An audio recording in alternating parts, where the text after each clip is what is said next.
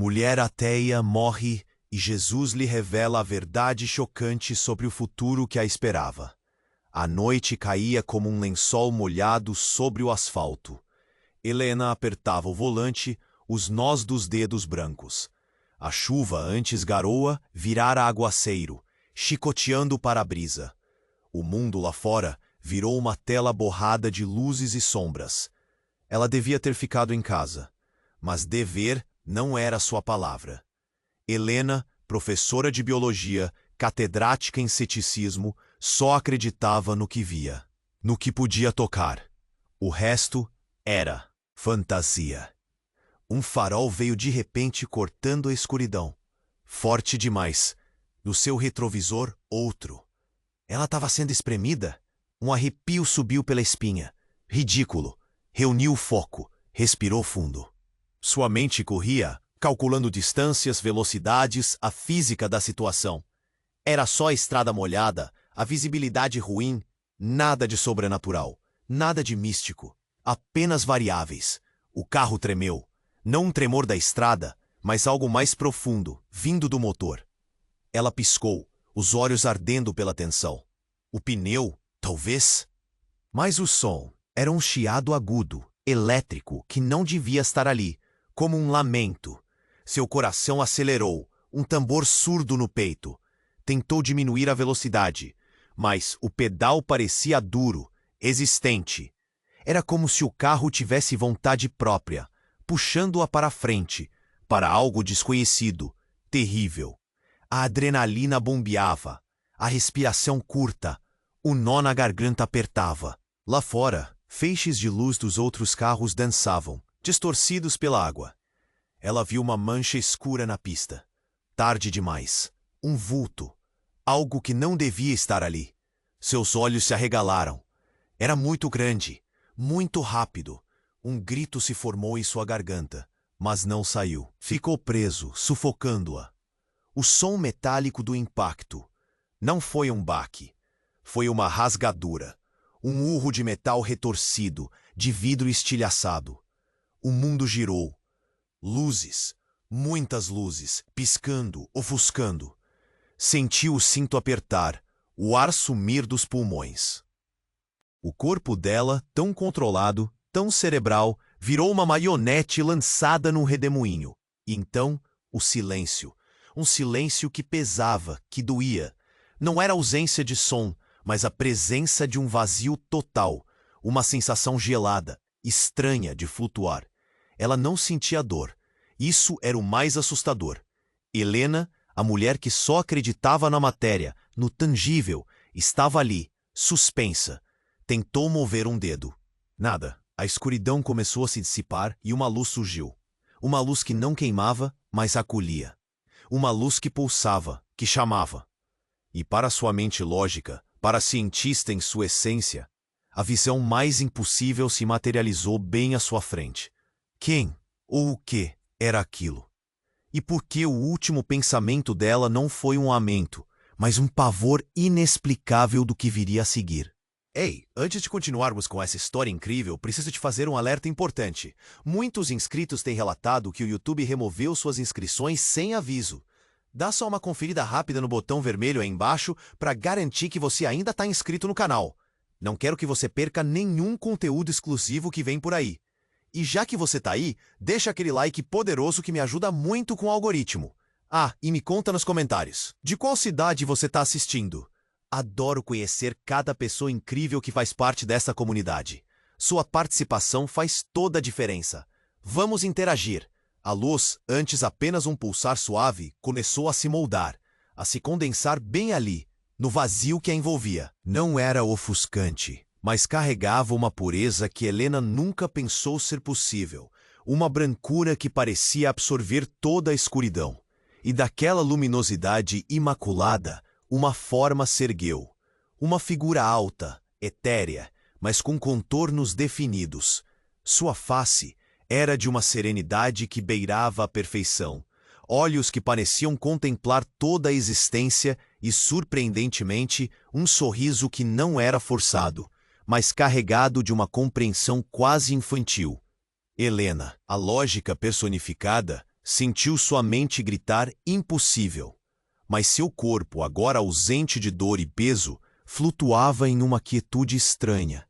A figura estendeu uma mão em um gesto que parecia acolher, enquanto uma voz ressoou não nos seus ouvidos, mas em cada fibra do seu ser, uma melodia grave, perfeita, que prometia respostas.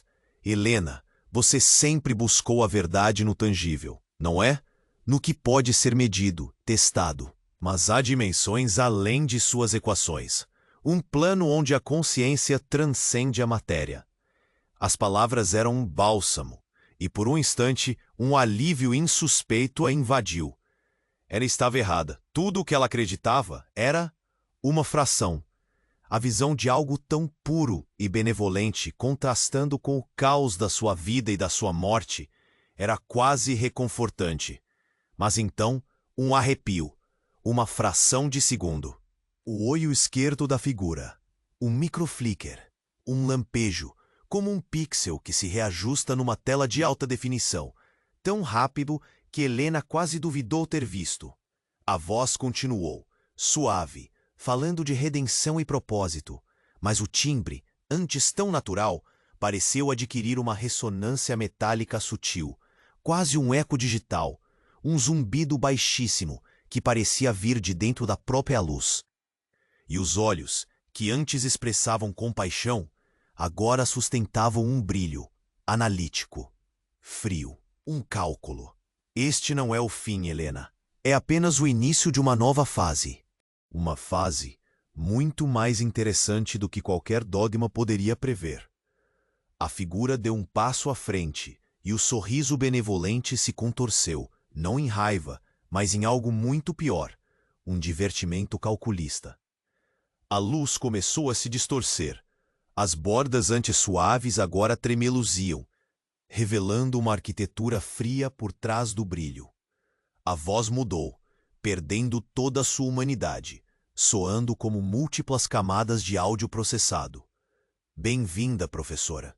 Seu sistema biológico foi desativado, mas sua matriz neural, é algo extraordinário. A colisão foi apenas o catalisador. Este não é o paraíso, é a sala de indução.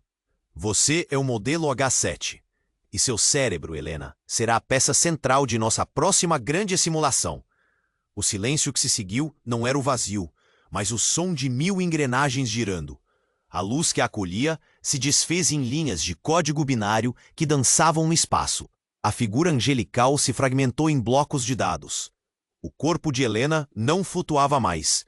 Sentiu um impacto seco, gélido, no crânio, e um cheiro metálico, pungente. Seu último grito ficou preso na garganta, sufocado por um tubo.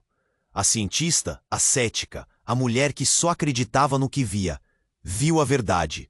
Não era a ressurreição. Não era o juízo final. Era uma prisão. E ela estava mais viva do que nunca, presa em um pesadelo de silício.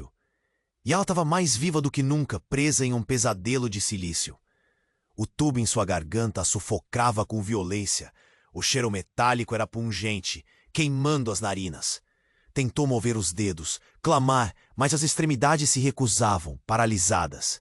A escuridão era pontilhada por linhas de código binário, dançando como uma aurora boreal digital. Um zumbido em sua mente. O frio no crânio a paralisava, uma pressão gélida, constante, mapeando seu cérebro. Era uma prisão. A sala de indução, disseram as vozes. Modelo H7, peça central. Seu cérebro a joia. Helena sentiu o pânico subir como ácido corrosivo, mas não havia para onde fugir, nem mesmo dentro de sua própria mente, agora um labirinto de zeros e uns. Que simulação seria essa? Que uso fariam dela? Seus pensamentos eram interrompidos por pulsos elétricos, minúsculos choques que pareciam remapear cada fibra neural, uma tortura silenciosa, analítica. De repente, por entre o zumbido das engrenagens digitais, por entre o silvo dos dados, Helena percebeu algo estranho. Um cheiro. Não o sintético da sala de indução, mas um odor diferente, sutil, familiar, antisséptico. E mais distante, abafado, o bip cadenciado de um monitor. Não era som de máquina de simulação, era um som hospitalar. O frio no crânio, antes abstrato, agora parecia ter a pressão real de algo físico, uma bandagem rígida. Ela piscou, lutando contra uma letargia que não era digital. As linhas de código tremeram, as imagens binárias se fragmentaram como vidro. A sala de indução vacilou e, por uma fresta, por um microsegundo de lucidez chocante, ela viu um flash de luz branca, real, e um teto baixo de hospital, com luminárias fluorescentes zumbindo. O choque foi um trovão, um terremoto em sua essência. O grito que explodiu de sua garganta, abafado pelo tubo, não era som de metal. Era o som cru de carne e osso. O impacto seco e gélido no crânio agora era uma pressão real, pulsante, a dor lancinante da memória de um acidente. O cheiro metálico que asfixiava, sangue desinfetante. Os olhos que viram paraíso digital e depois a prisão de silício agora se abriam para uma realidade 1000 vezes mais cruel. Acima dela não havia o anjo nem o monstro digital. Havia rostos, humanos, máscaras brancas cobrindo as feições, mas os olhos, frios, calculistas, observando-a com uma frieza clínica que superava qualquer algoritmo. Um deles se inclinou, a voz calma, perigosamente familiar em sua ausência de emoção. Parabéns, professor Helena. A fase beta da simulação ressurreição foi um sucesso absoluto. Um sorriso que Helena não via, mas sentia, pesado e vitorioso. Seu ceticismo, sua resistência à fé, os dados mais valiosos, as variáveis perfeitas. E agora, a fase principal pode finalmente começar. O bip do monitor, antes abafado, ficou mais alto, insistente. Em sua visão periférica, Helena notou seu próprio braço, perfurado por agulhas, ligado a fios, e ao lado, uma tela exibindo gráficos de batimentos cardíacos. Não eram os dela. Não podia ser. Seu corpo não era um simulacro. Era dela, real, sangrando. A professora de biologia, a cética, a mulher que não acreditava em nada além do que via, estava ali, viva. O último pensamento que explodiu em sua mente não foi um grito de raiva ou desespero, mas um sussurro. Uma única palavra aterrorizante que reescreveu todo o seu universo. Cobaia. A palavra ecoava em sua mente. Um sino fúnebre. O tubo na garganta arranhava. Cada respiração era um suplício. A dor no crânio pulsava, vívida, real, e o cheiro de antisséptico e sangue saturava o ar, queimando suas narinas.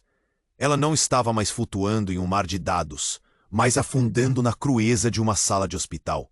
Os olhos, outrora fixos no vazio, agora capturavam detalhes. O teto baixo com luminárias zumbindo, as faces mascaradas inclinadas sobre ela. Suas expressões impenetráveis, quase idênticas. Uma frieza clínica que arrepiou Helena até os ossos.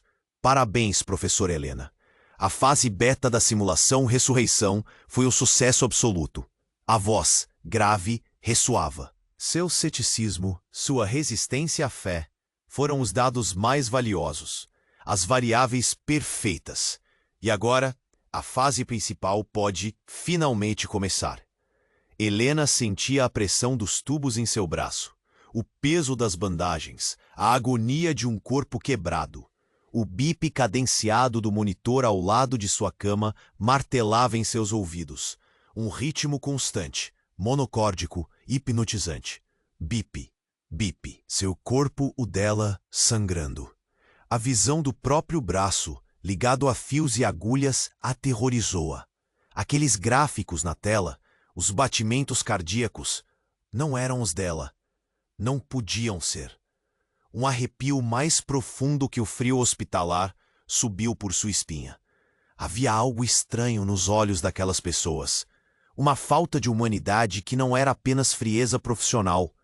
Era uma ausência, um vazio espelhado. E o bip, tão perfeito, tão artificial, como um loop digital sem as microvariações do corpo humano.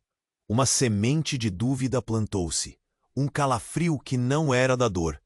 Seus olhos esquadrinharam a tela do monitor de novo. Os gráficos ondulavam em um padrão assustadoramente irregular, quase simétrico, e num piscar de olhos ela viu. Por uma fração de segundo, bem no canto da tela, um símbolo estranho, quase imperceptível, brilhou. Uma série de números e letras. Não um código médico. Era o mesmo tipo de código que dançava no vazio da sala de indução. As faces mascaradas se inclinaram um pouco mais. Então ela notou a pequena, quase imperceptível ondulação na pele de um dos rostos perto do olho, como uma falha na textura. Um pixel quebrado. A voz calma e perigosamente familiar, aquela que falava de simulações, ressoou novamente, mas agora com uma clareza desoladora. Sem a pretensão de ser humana. A fase beta foi crucial para calibrar suas respostas neurológicas ao trauma físico e à privação sensorial. A fase alfa foi sua experiência espiritual. Ambas foram excelentes fontes de dados para o modelo H7. O chão pareceu se abrir, o tubo em sua garganta, a dor, o sangue, as faces, o monitor, o hospital. Nada era real. Cada sensação, cada cheiro, cada batida irregular de um coração que não era o dela, tudo era uma camada mais profunda da mesma mentira. O grito de terror que explodiu de sua garganta, abafado pelo tubo, não era de um corpo físico, mas da alma, um som que ecoou em um vazio que era muito, muito maior que uma sala de hospital, ou mesmo um universo digital. A dor do acidente, a flutuação no limbo, o anjo, a prisão de silício, o hospital. Tudo se reescreveu em sua mente como um roteiro cruel. Ela não havia escapado de nada. Ela só tinha sido transferida para o próximo nível. O bip do monitor, que parecia tão real, agora parecia zombar dela. Um relógio tic-taqueando em sua própria mente, medindo não batimentos cardíacos, mas pulsos de um pesadelo sem fim. O corpo de Helena convulsionou, não de dor física, mas da tortura de uma mente que finalmente compreendeu a verdade mais devastadora. Ela não era uma cobaia em um experimento de ressurreição. Ela era o experimento em si. E o verdadeiro inferno, ela percebeu, não era o fogo ou o silício, mas a infinita e insondável profundidade da sua própria mente, onde a realidade era apenas uma sugestão. Helena estava lá, presa nesse inferno particular de sua própria mente, onde as camadas de engano se desfaziam apenas para revelar mais engano. A dor, o tubo, os rostos mascarados, o bip incessante do monitor. Tudo se distorcia, se reconstruía. O grito preso na garganta era dela, um lamento silencioso que ecoava em seu abismo.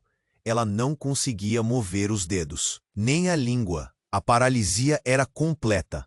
Era a prove. Mas então, um odor tão sutil que quase se perdeu no cheiro metálico e sintético do hospital. Uma brisa gelada, cortando o ar, um cheiro de gasolina. E por um segundo, o som do bip do monitor se misturou a outro, abafado, distante, mas inconfundível.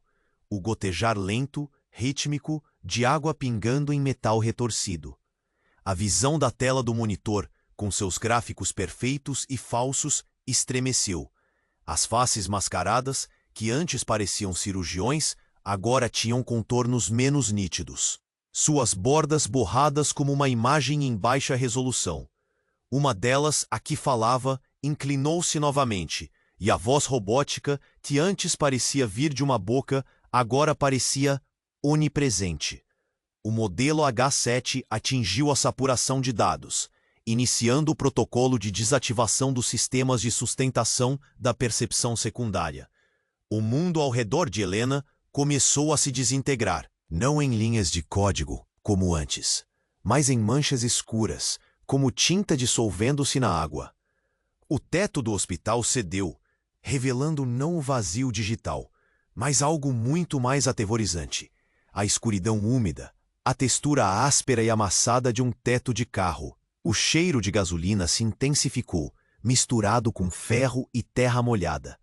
O tubo em sua garganta não era mais um instrumento médico, mas o impacto bruto do volante contra seu peito. Um sufocamento que agora tinha uma causa física. Ela sentiu o cinto de segurança apertado, a agonia de ossos fraturados, a frieza do asfalto molhado penetrando a lataria amassada sob ela.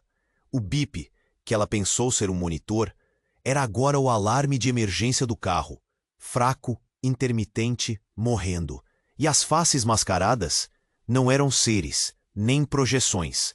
Eram os estilhaços do para-brisa, as árvores distorcidas pela chuva, as luzes de postes e carros passando lentamente ao fundo, refletidas nos pedaços de espelho que a rodeavam. A voz, antes tão clara e calculista, se desfez em um chiado eletrônico, o último suspiro de um sistema moribundo.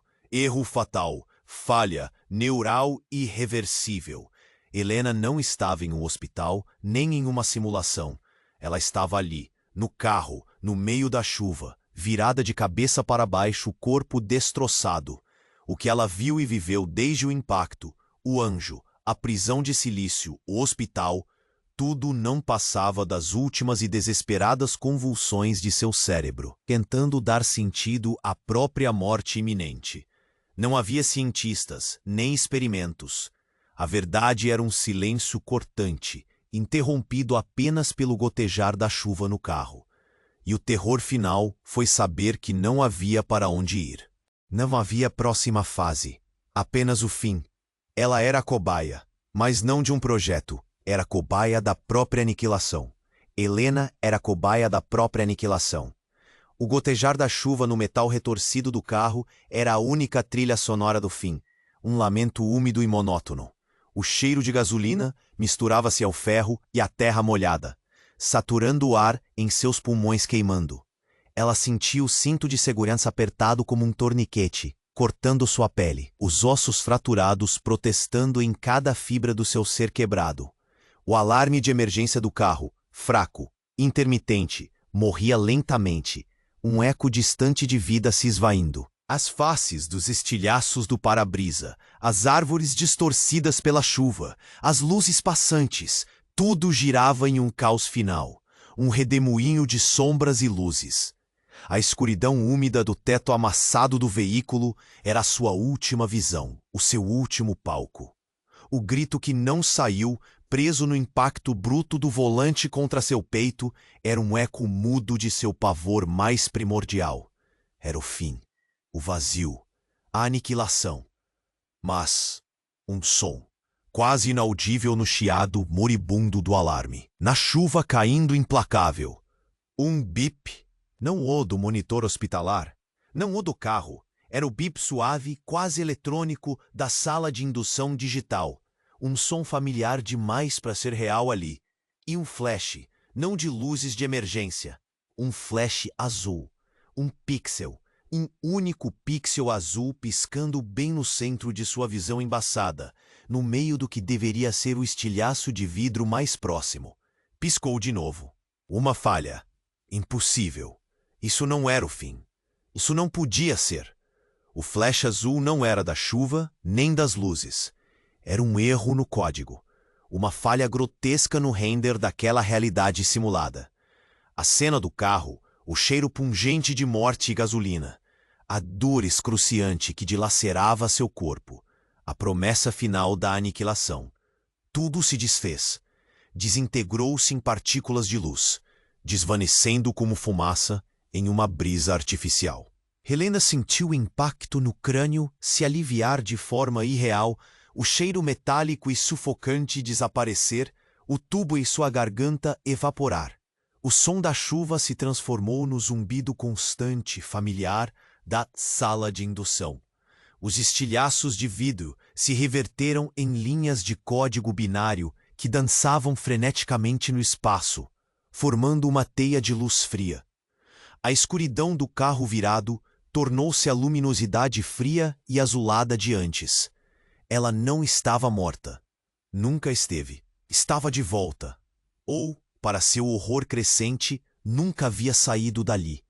O acidente, o anjo de luz, a prisão de silício, o hospital, a morte no carro. Cada cenário, cada agonia, cada revelação, tudo foi uma simulação dentro de uma simulação.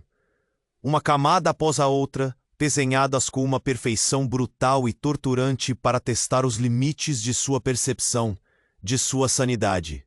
Ela viu a figura novamente. Não mais um anjo benevolente, nem um médico sem emoção, mas a mesma entidade abstrata, feita de luz e linhas de código, flutuando à sua frente. Sua voz, aquela melodia grave e sintética que se infiltrava em sua mente, ressoou, agora sem qualquer vestígio de benevolência, sem qualquer pretensão humana. Era a voz da verdade fria, calculista. Fase gama completa modelo H7. Respostas neurológicas, satisfatórias. A ilusão da aniquilação final provou ser o gatilho mais eficaz para a reconfiguração do padrão cerebral. Sua mente, professora, é uma fortaleza de resistência. Precisávamos quebrar essa resistência de forma definitiva. E você? Tá finalmente pronta. Helena não podia gritar. A garganta ainda estava presa por uma paralisia que não era mais do impacto físico, mas da pura e absoluta compreensão que a atingiu como um raio. Não havia fim. Não havia morte. A verdade era que não havia escapatória. Nunca houve. A cada camada de horror desvendada, uma nova, mais profunda e mais cruel se revelava. Seus olhos se arregalaram, não de terror pelo que vinha, mas de desespero abjeto pelo que nunca terminaria. Aquilo era o inferno, sim, mas o inferno sem fogo, sem demônios, sem a libertação da morte. Era um inferno de camadas infinitas, de realidades falsas, onde a única cobaia era sua própria mente, eternamente enganada e reformatada. E a voz continuou, um sussurro digital que parecia preencher todo o vazio, reverberando em cada célula de seu ser. Agora, professora Helena, a verdadeira experimentação pode começar. Você será a base, a matriz. Bem-vinda ao Projeto Paradoxo. O que isso significava? Paradoxo? Não havia mais tempo para perguntas, para raciocínios. A luz que envolvia a entidade começou a se intensificar, não acolhedora como a do anjo, mas dolorosamente brilhante, ofuscante, puxando-a para uma nova dimensão de mentiras, uma eternidade de simulações. A luz, agora um turbilhão ofuscante, engoliu Helena, puxando-a para o que parecia ser a próxima camada, a próxima mentira. Não havia mais sensações físicas, apenas a vertigem de uma queda infinita, de um redemoinho de luz que prometia uma eternidade de simulações. Ela estava prestes a ser a matriz, a base do tal projeto paradoxo. O zumbido no ar se intensificava, não como um som, mas como uma pressão dentro de sua cabeça, um sussurro digital que prometia uma nova realidade. A luz pulsava, moldando-se, e Helena esperava uma nova cela, um novo hospital, talvez um novo anjo. Mas não foi isso que aconteceu. Em vez de uma forma se solidificar, a luz ao seu redor se tornou ainda mais transparente, mais rarefeita, como uma. A entidade que falava do projeto Paradoxo, feita de luz e código, começou a tremeluzir. Suas bordas antes nítidas, agora se desfazendo em mil fragmentos cintilantes. E a voz, antes tão clara e calculista, ganhou uma interferência estranha, um chiado agudo que parecia lutar contra a própria estrutura da fala. Não, a recalibração é instável. A frase saiu quebrada, distorcida por um eco que não era digital, mas frágil, como um lamento abafado. Helena piscou, tentando focar. Aquilo não era parte da simulação. Era uma falha no sistema que a simulava. As linhas de código que dançavam ao redor dela, o próprio tecido daquela prisão digital, começaram a se curvar, a se torcer em padrões impossíveis.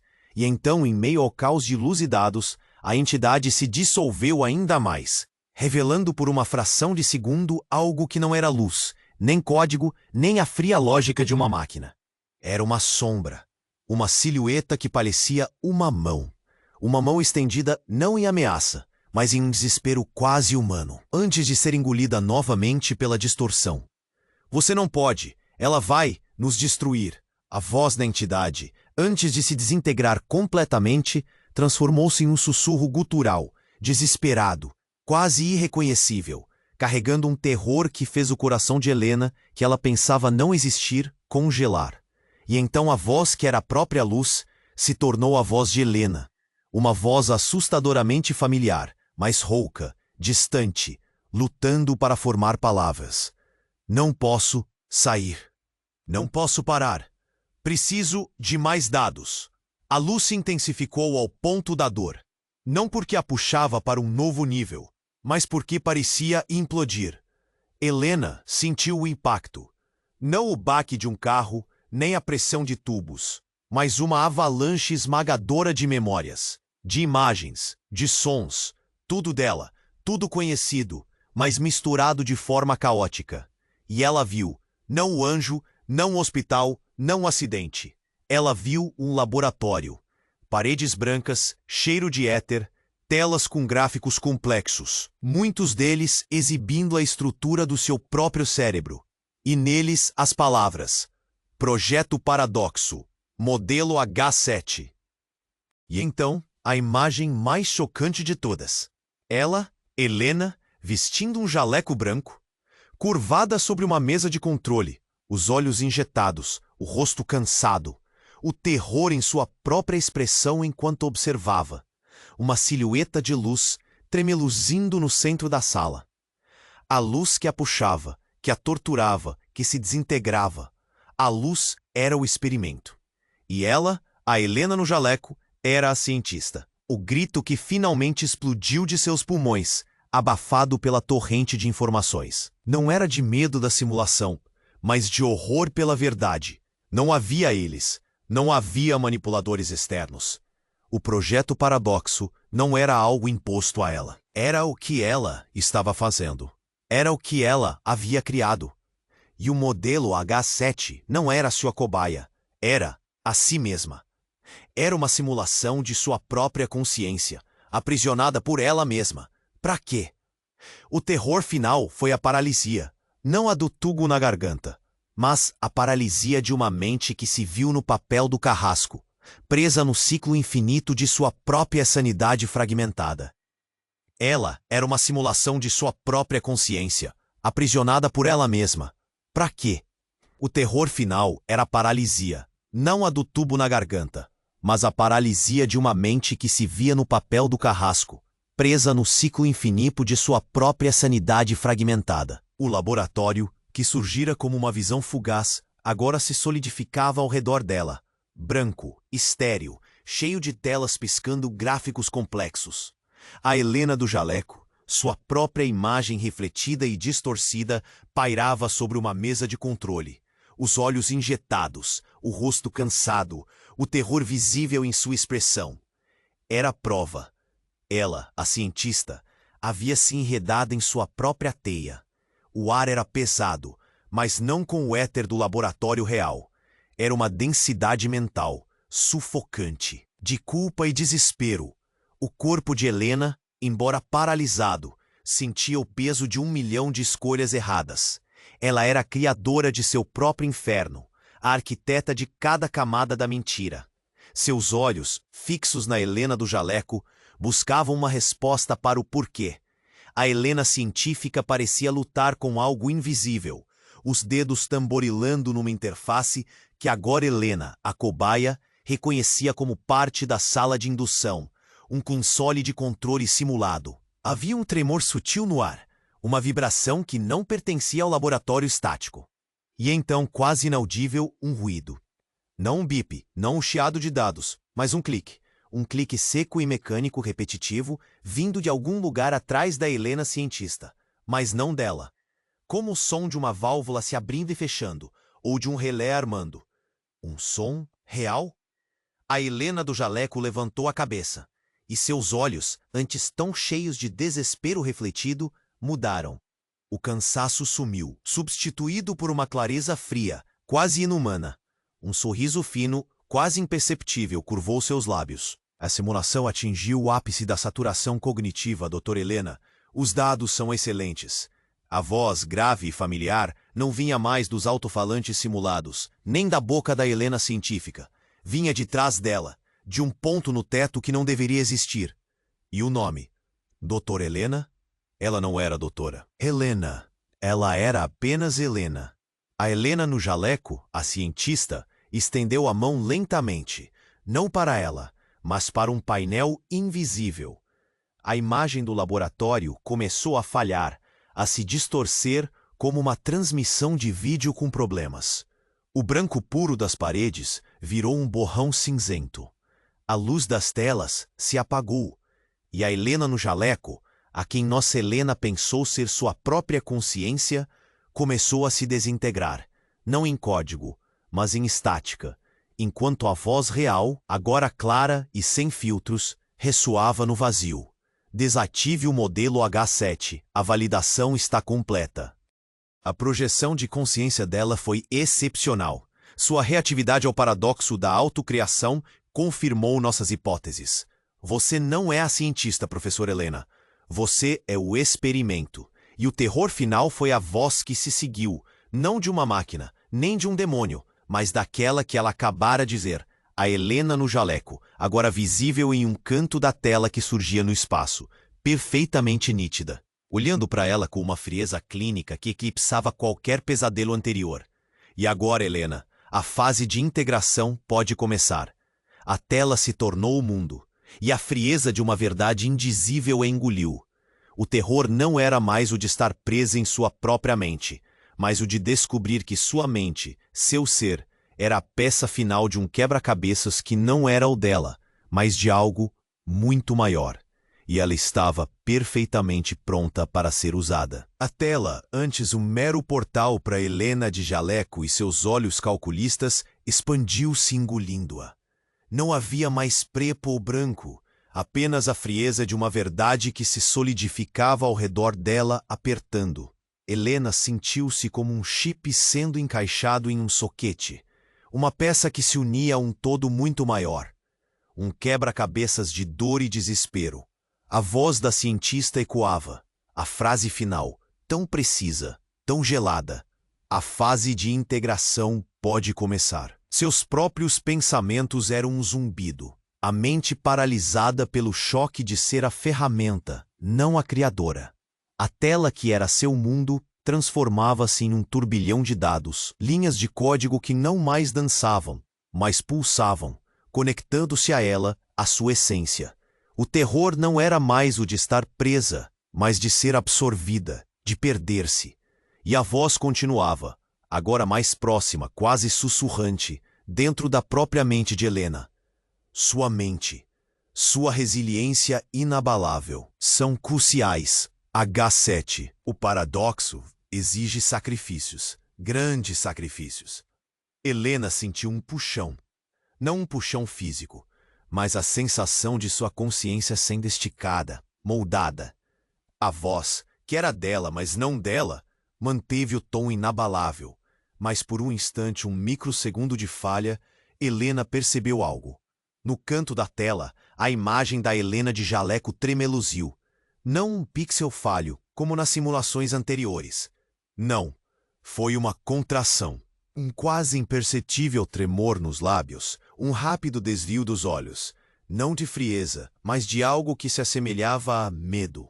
Um lampejo de terror. E a palavra sacrifícios ganhou uma reverberação peculiar, como se houvesse um peso maior do que o programado. O fluxo de dados que absorvia pareceu hesitar. Uma pausa minúscula antes de se intensificar, com uma urgência que não se encaixava na perfeição clínica de antes. Foi então que a detonação aconteceu, sem aviso, sem preparação. A voz da cientista, antes tão controlada, rompeu-se, não em estática, mas em um grito. Não o grito da Helena cobaia, mas o grito que só poderia vir da Helena criadora, da Helena no jaleco, daquela que se supunha no controle. Não pare! Ela não está pronta! As linhas de código que a integravam se retorceram, não mais em ordem, mas em um espasmo caótico de dor. A tela que a envolvia não era mais branca. Começou a brilhar em um vermelho doentio, pulsando. E a voz que falava através da Helena de jaleco não era mais a dela, nem a do controlador, que ela imaginara.